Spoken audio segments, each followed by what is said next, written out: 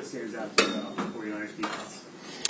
They're a group that's been, a lot of those guys have been together for a long time, and they play with their hair on fire. I mean, they know what they're doing.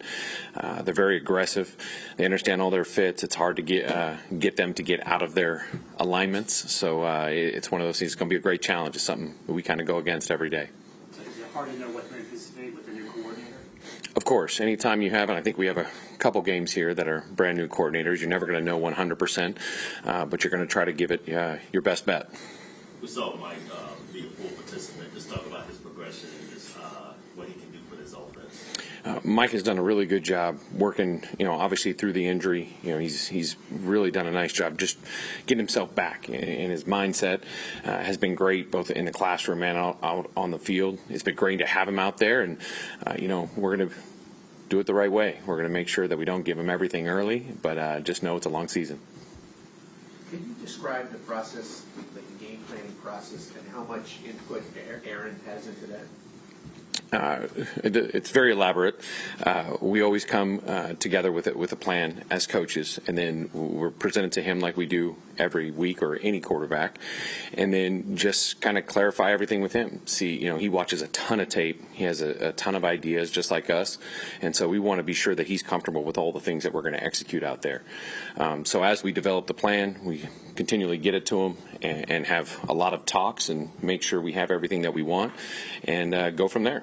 So it's pretty seamless. It's just another pair of eyes because of his experience. I know you've been around him a lot.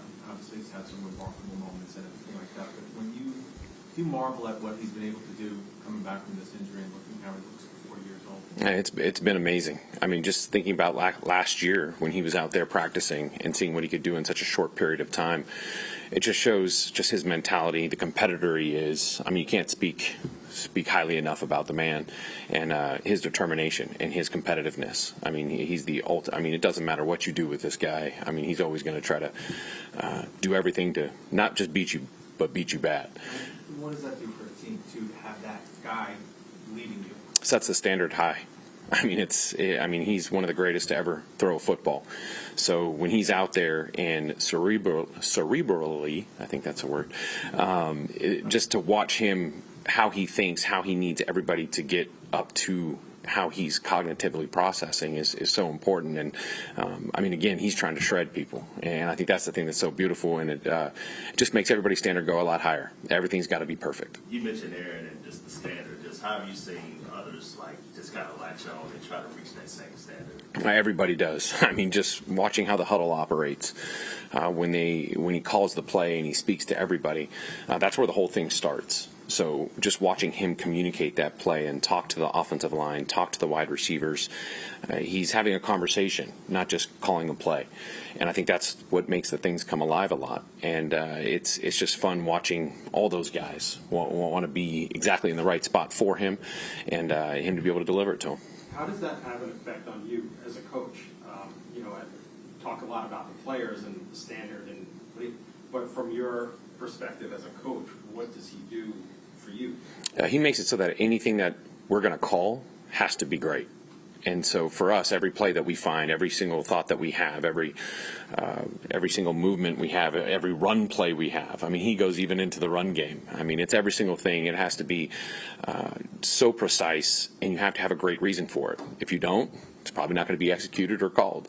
So I think that just challenges us as coaches to make sure everything we pick is something that we really, really love, and we have proof for that. So when you're thinking of, when you're going through the game planning and with the coaches, are you thinking, okay, I have to have that answer when Aaron asks? Always. Yeah. I mean, it's just like whenever you put anything in new, if it's something he's not familiar with or hasn't done. I mean, he's done so much, and there's certain plays that he's been very good at that if you're going to introduce something new, you got to be sure you have a whole lot of evidence on why it's good. And he's still going to challenge it. So it tests you as a coach that even if you have something, he's going to keep pushing it, and then that's where that conversation happens, and usually it's something special. Are you going to be calling from downstairs or upstairs? Downstairs. Is that, now, correct me if I'm wrong, I forget this stuff, but last year I think you were upstairs toward the end, right? But you started downstairs. Mm-hmm. So there must be something between you and Aaron, like being able to talk eye to eye on the sideline. Is that it? Or? Yes. Okay. No other reason. Nope. Okay. With Tyron, he's obviously another guy who's highly respected. What has he added from a leadership standpoint and on the field? I mean, the minute he walks in the building, I mean, everybody knows he's one of the greatest left tackles to ever play the game. So just his demeanor, how he trains, how he takes care of his body, how he prepares, all those things are amazing standards that he sets. What's the process like? You have a lot of pieces. Aaron missed last season. Just kind of getting going and getting that continuity building in the first week and these first few weeks probably. Yeah, I mean, it's like every beginning of a season. I mean, teams are changing so dramatically every year. I mean, looking at our team, there's a lot of new starters that are up there. You never know what's going to happen until it's a real football game, and you see how people respond. That's why it's sometimes good to be on the sideline so you can look at everybody in the eye and get a great feel for how they're going to be on game day. So for with this group, I'm excited to see them go out there and operate. We've done some really good things out here in practice, and now we just got to take it to the field. Robert knows a lot of their defenders well. Has he been able to give you any insights? Yes. Oh, he gives us tons of ideas and thoughts and all those things. And just like it is when you're talking with Aaron, it's about sorting through those things and taking those nuggets that are going to help the team. What makes Bosa so good? I mean, he's unbelievable. I mean, his get off, his power, his strength, he just has an unbelievable motor. I mean, the guy's never going to stop. You can just feel his competitiveness just when he gets off the ball. In all those illegal formations last night, I'm sure you saw they were calling it pretty strictly last night.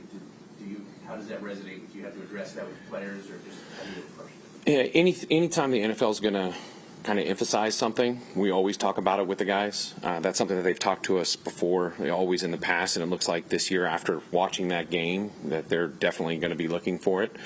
So it's something we always address with the guys. We always talk to them, and we just got to make sure we're legal. You've seen Brees for a couple of years now. Just talk about the changes that you've seen in him from last year heading up to this year.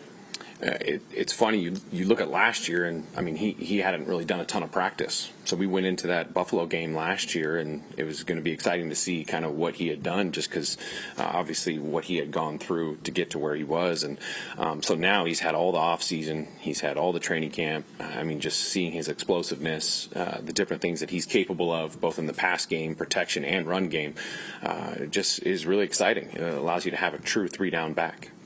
Where is Xavier Gibson in his development in year two? It's another guy that kind of showed up and worked so hard, didn't really know what was going on to start, but I mean, he was just talking to me the other day about how different he feels going into this game compared to that first game last year. Anytime you're dealing with a rookie, the speed, the competition, the amount of plays, all those things are so different from college that just having a whole full year with the same system under his belt, I mean, he's definitely come a long ways.